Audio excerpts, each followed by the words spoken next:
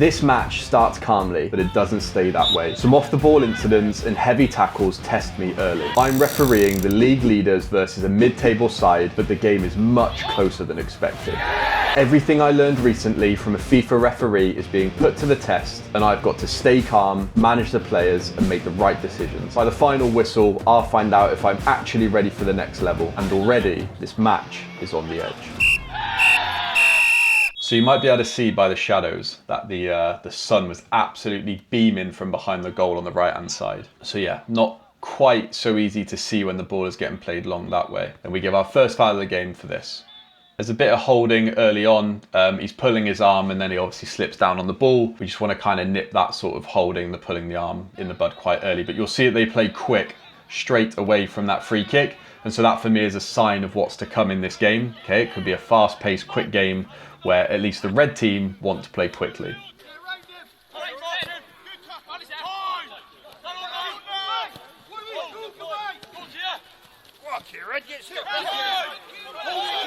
So there's a turnover in possession and Red are driving through, and we adopt this position here and we make a decision on a corner. This won't really look like much for a lot of people, but I had a private mentoring session with a FIFA referee last week. And if you've not watched that video, you can find a link for that in the description. But watch it after you've watched this. Watch this first and then you can go back and watch that. One of the things we highlighted was I was maybe a little bit too central when the ball is in the wider areas by the penalty area. And where it is going to happen? Around this area, just inside the box. Yeah, or very close to the line to make the correct judgment, because there might be a possible penalty situation, and it might be in or out. I would like you to come closer to the situation. Closer in what way? This way or that round here? You will see the vertical line. So you'll see from last week's game that I'm kind of stood in this area here. Whereas here, we've come wider, and so we've got a really clear angle. If a foul or a tackle happens in this area here, we've got a perfect line of vision on whether or not that's going to be inside or outside the box. If we were more, say, over here, it would be very, very difficult to know whether that ball is in or out the box if a foul occurs. And also, it's not going to be a great angle for the foul either. So by being wider where I am, it gives me a lot clearer of an idea of what might be about to happen. So then from that corner, we get this. We take the position that we're in, the ball is cleared, and we try and take eyes on what's about to happen. The ball then kind of gets played around me and I'm kind of stood in the pocket. To be honest, I'm in a perfect spot. If they'd played into my feet, I'd have done some damage, but it's not my job. And the keeper collects it. The reason I've not kind of drove into this area here is because I was worried about this player here. I thought he may pull wider and try and receive the ball. Obviously he doesn't, he pulls out. So maybe at this point I can peel out here, it'd be a better angle. I don't, I kind of get stuck in the middle, which is, it's no disaster by any means.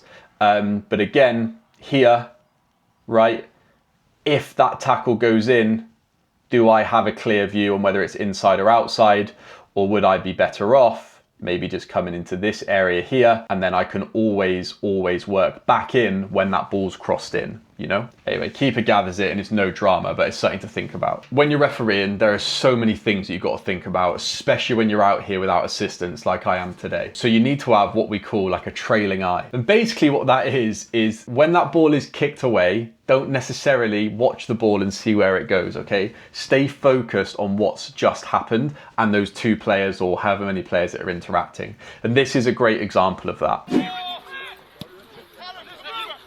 So that ball is lumped long by the goalkeeper and then the red centre half decides to play it back. Now that blue centre forward is charging down and makes a big slide tackle against the goalkeeper. As you can see, he pulls out of it. He doesn't actually make any contact with the goalkeeper, but there's a big shout from the goalkeeper as if he was very close or he's clipped him or something. However, you'll see that as that ball is cleared, we are still looking at what's happening, still looking at what's happening, still looking at what's happening, until I'm happy that he's slid past the goalkeeper, still looking, and then as that ball goes over my head, I'm then glancing across at play. Now, if I wouldn't have been looking at the goalkeeper here and he shouts, I may have thought, oh, maybe he's clipped him, and I wouldn't have been sure. So when the ball's getting played long, by having that trailing eye, you can catch things that may happen, and you catch things that don't happen, even if there's a fake reaction.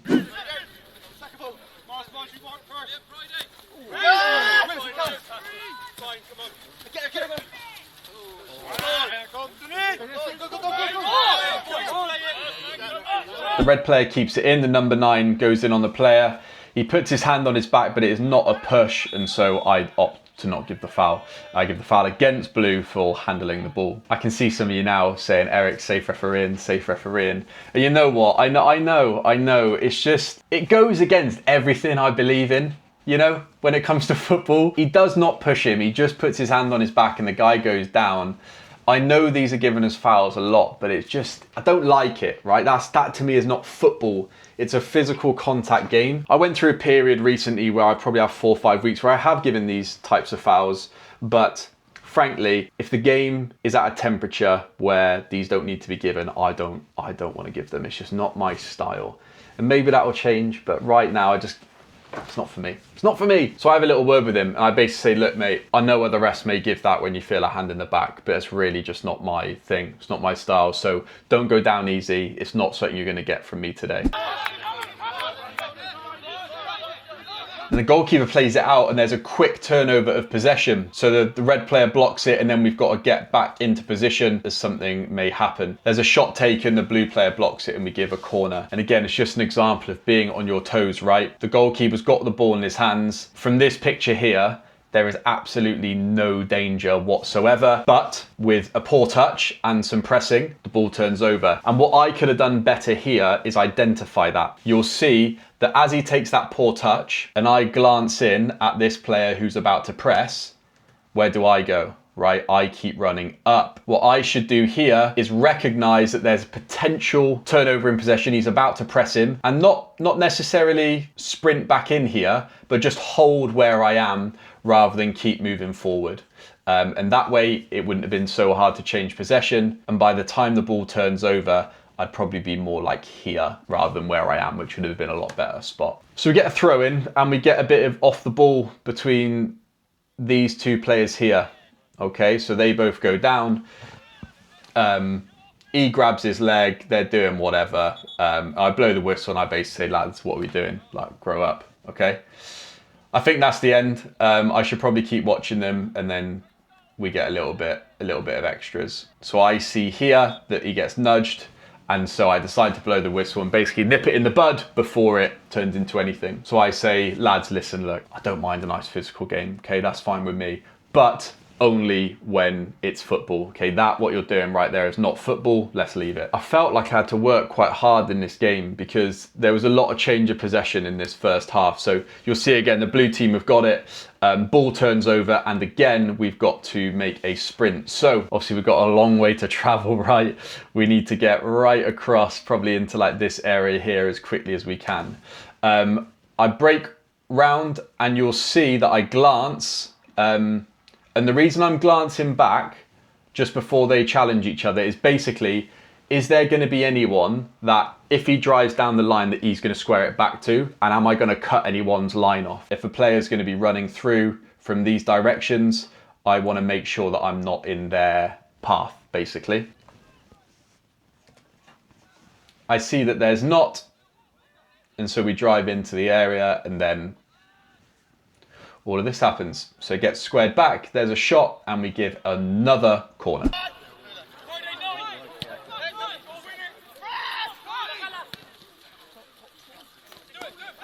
We then give this foul, very simple, just trips him. And again, the blue team want to play quick, quick, quick. So this really then cemented the fact that this is going to be a fast-paced game. You know, we're 10 minutes in and both teams are wanting to play quick and get on with it. So one thing as well that I've kind of learned is if you can almost be not overbearing, but if you can be on it with throw-ins from the start, then you don't have to do it for the whole game. So you'll see here that the ball goes out in the red team's half, right? Are we going to take every throw-in from the exact place the ball goes out? No, of course we're not. But it's important that teams don't take the mick. The ball's gone out in their half, about 2 or 3 yards in their own half. So an easy thing to do here is basically say, just take it in your own half. Anywhere in your own half here is fine. And they'll probably come right up to the line. But they get a ball in quick. He tries to take it in the other half. And that's obviously just too much. And because there's a line for everybody to see, it's more obvious if it's in front of the benches as well. So I just want to move that back and say, look, lads, let's not take too many yards. 1 or 2, we get it, we all understand what's going on, but take that thrown in your own half. And I want to whistle that before he throws it in, because if he takes it from the wrong place, I have to reverse the throw and give a foul throw the other way. And you will never really see that happen. So by blowing the whistle before they throw it in, it saves any confusion, it saves any surprises.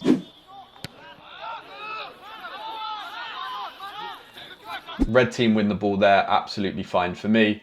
And then the assistant referee raises flag for offside again. There's a little bit of upset here, and the striker's basically saying that he was never ever offside. But as you can see, the assistant referee has absolutely got it right. So, do you remember those 2 players that had a little argy-bargy at the start? Well, it doesn't stop. And at this point, it starts to get a little bit too much.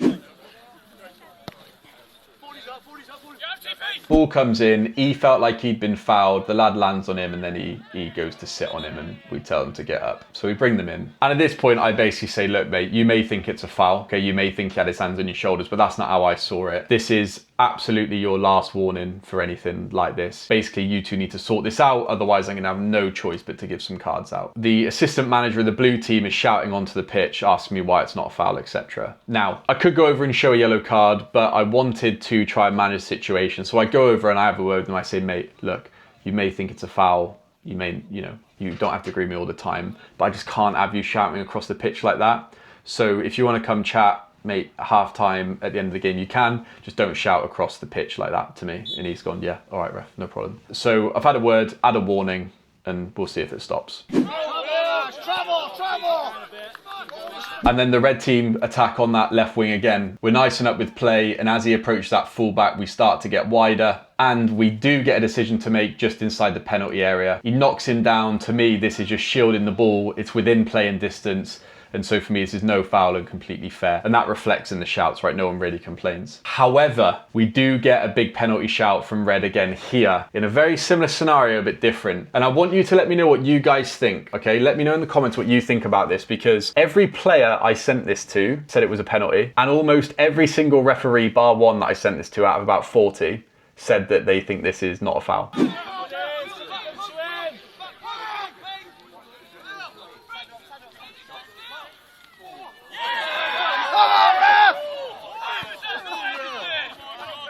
What did you guys think? Because I sent this to about 40 people, okay? Half of them refs and half of them players. All the players, or ex-players, football fans, said that this was a penalty, and all the referees, bar one, said that it wasn't a penalty. So I want to know what you guys think and why you think this is or isn't a penalty. Obviously, I didn't give it, okay?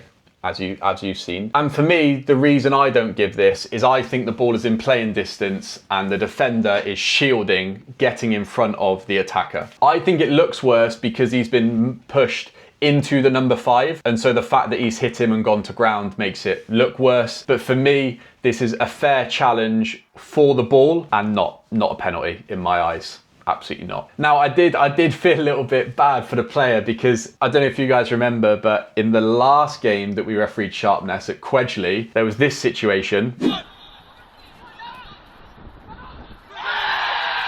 And we didn't give a penalty there either, right? But these are 2 very similar tackles, and I was trying to explain to him that, mate, I appreciate you may feel like this is a foul, but for me, the ball's in playing distance and he's entitled to step across you to shield that ball. And as that ball goes out, I then explain it to him there.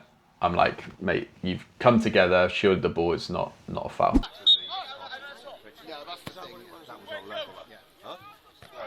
And then we give another free kick on the edge of the box here. You'll see that lad slides in, misses the tackle. The next lad wins the ball, but we bring it back for the first one as he made contact. So we mark out the wall, and again, they are inside the box. So we tell them, boys, you're inside the box, keep your hands down, be sensible. Now, a big thing that I've really struggled with since starting refereeing is positioning from set pieces. Now, Jan, who I had the session with last week, messaged me. And he said, Eric, talk to me about this free kick positioning. And so I sent him back. I was like, look, I'm here, I want to see what's happening in the box, blah, blah. And he's like, well, what happens? What's the biggest risk in this situation? And I realized, handball with the wall. Likely going to shoot. So a handball in the wall inside the box is a risk. So I asked, where should I be standing? And we came to a conclusion that I should be stood maybe more like this, okay? More where the ball is, so I can see both ends of the wall. If the ball travels in, then I can make a movement across.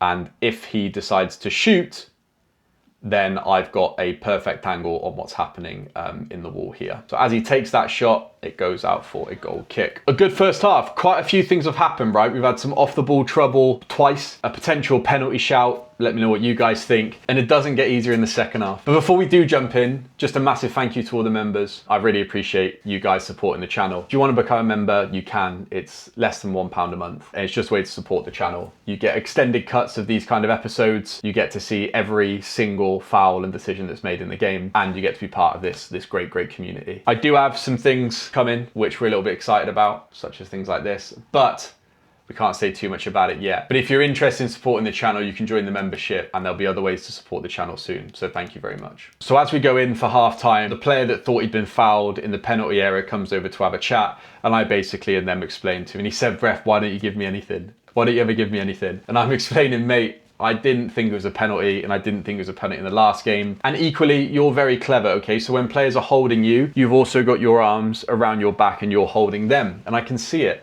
I said, you're very clever, mate. So that's why I say, if you let go and they're just holding you, maybe I could. But until you do, I can't do it. So we come out for the second half and it was absolutely Baltic, right? It was about 1 degree. The sun had disappeared behind the clouds and it got very cold. So we want to make sure that we're moving around a lot this half.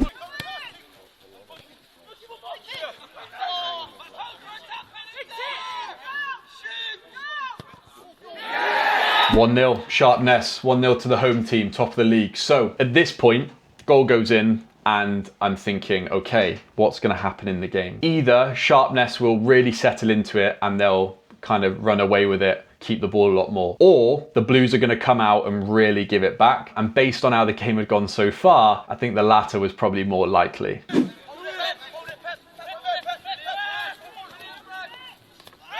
So we give this foul and there's a big reaction from the lad on the floor, basically saying how it was a horrible tackle, etc, etc. I really didn't see it that way. I basically tell him that that's not the case. And he's obviously upset with the tackle, but I really didn't see it as anything more than just a foul. And so I call him in and I'm basically saying, look mate, I've already had 2 words with you about off the ball and you cannot be reacting to me like that after a challenge, okay? You may think it's worse, I did not see it that way, so please settle down, okay? That's pretty much your final warning. But yeah, we'll watch it back again. What do you guys think? Yeah, I just don't really see anything there. It just looked like just a run-the-mill foul. He'd stepped across and kind of tripped him. It was nothing more than that for me.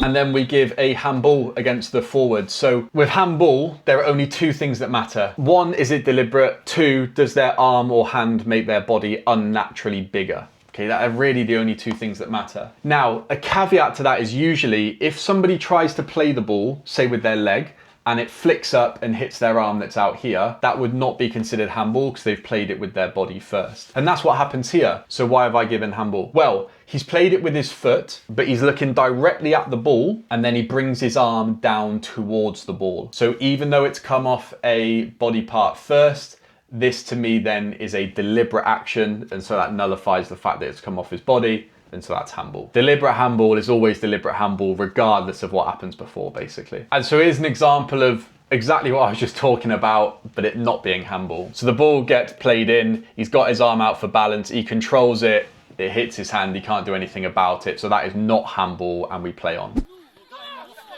Blue team then win the ball, play it out wide, and so we've got a big sprint to make. We check to make sure he's not offside, and it is a good finish by the team in blue. 1-1. So now this really changes the landscape of the game, right? Top of the league leaders who are unbeaten have just conceded, and it's back to 1-1. So what's likely going to happen here? Well, the blue team might start making a few more cynical fouls. The game may heat up a bit as the red team really try to chase it, and maybe the blue team might even feel like they can get something out of the game. And so from this point, I really need to be on top of the game because a lot can happen now.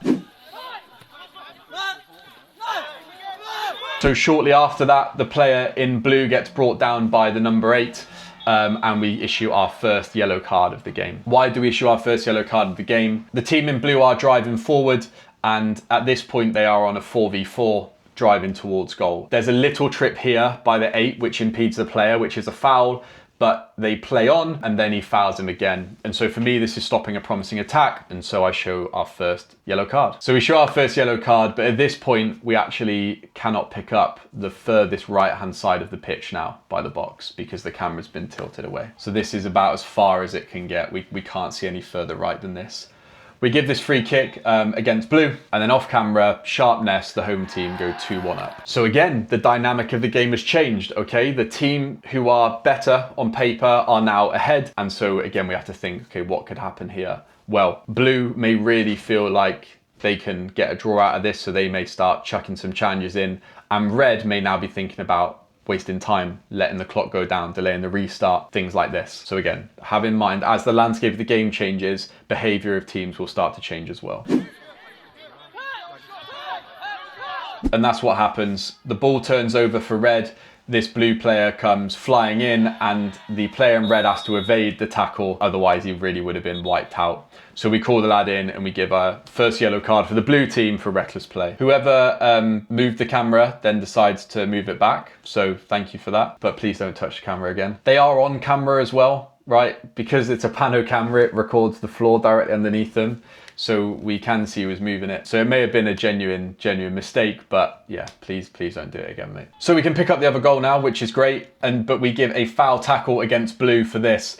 You'll see that as there's a scramble around in the box, as that ball is cleared, somebody comes in late and catches him there. So we give a free kick against red. And then there's a big turnover possession right towards the end of the game, right? We're about 2 minutes from the end of the game and we've got to make a big effort to get in. There's a massive turnover and the goalkeeper again makes a great save and they cannot put it away. Now in this situation, the ball turns over and at this point in my head, I'm saying dogso, dogso, dogso, okay? Any foul that happens here, unless he takes a ginormous touch when he's about to get fouled, it's gonna be dogso. Now at this point, obviously this is really tough spot to be in. So I've got two options really. I can either run straight towards the ball to try and get as close as I can, or I can opt to run wide and get an angle. There are two lines of thought here. One is if you're closer, you're more credible in the sense of if you give a foul and they turn around and you're stood there, then it's like, well, the rest right on top of it. So it gives credibility to those around you. However, as a referee, I'm learning that the angle I have is more important than how close I am for the accuracy of the decision. So in this situation, I opt to try and get wide and I slow down as it's happening so I can see. And that gives me an angle on what could have potentially happened. I don't think one is right or wrong. Ultimately, I got caught out right before the end of the game and I'm lucky that nothing's happened. And then right before full time, blue have an opportunity to put it in the box. They don't quite make it. And so that, ladies and gentlemen, is full time. I hope you've enjoyed this week's episode. Thank you so much for supporting. Let me know if you thought it was a penalty and I will see you next week.